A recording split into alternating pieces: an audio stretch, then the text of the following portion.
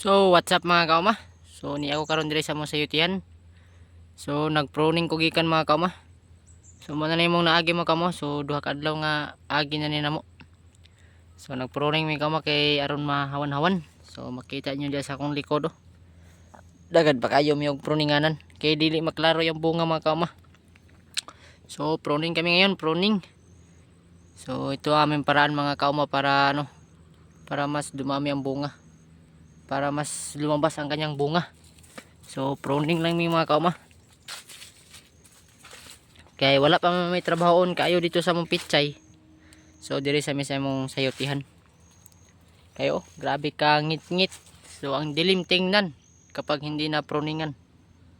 So kaya ito kaming trabaho ngayon. Nagpruning kami sa aming sayutihan. Para mas lumabas ka ang kanyang mga bunga. So ayan oh, makikita nyo ay klarong-klaro na ang kanyang mga bunga. So ayan oh. Pero hindi pa siya gaano ka malalaki. Pero kaya na pruningan ng mga kama, managko na sila mga kama. Sa mutag amo na ning mabunuhan. So kining mga ingon ani mga kama nga sayuti amo ni siyang gay pang baon. Kay reject na siya, daot to. So tanggal na yan, alisin na yan. So ito na lahat ang aming na pruningan. So hindi pa gaano kalawak. So kaming dalawang nonoy lang dito nagpro-pruning. So duha ra mi diri mga kauma nagpruning.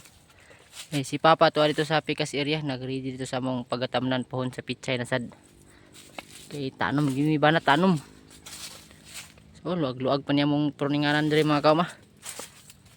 So kung na pruningan ni tanan mga kauma, so moingon ani kadag ko yung mga bunga mga kauma. Parehan nyo. So dagko ikayo good size kayo nga bunga. Oni siya. So ano ni siya amo na pruningan tanan. Wala pa nahuman. Nahinay lang. So niya po mo pitsay diri mga kauma.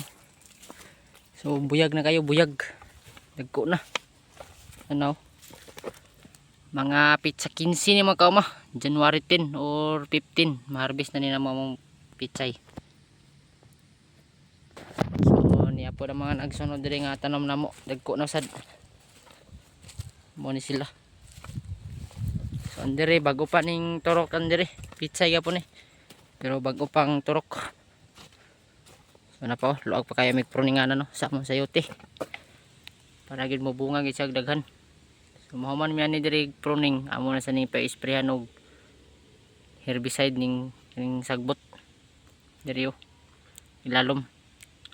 So nami chemicals mga pag maigo ni mong dahon pag spray patay gina siya.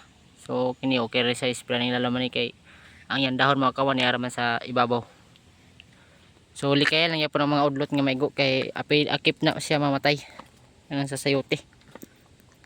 So si Papa ray bahala na kay expert siya na. So naman ka mo amo pa ning pagapruningan kay libon kayo. Grabe ka ngit-ngit. Di gid makita ang mga bunga. Kaya wala pa may trabahoon kayo dito sa pitsayan. So dito sa may banat sa among sayote pruning. Mo ray mga kauma. God bless sa inyong tanan. Amping kanuna ay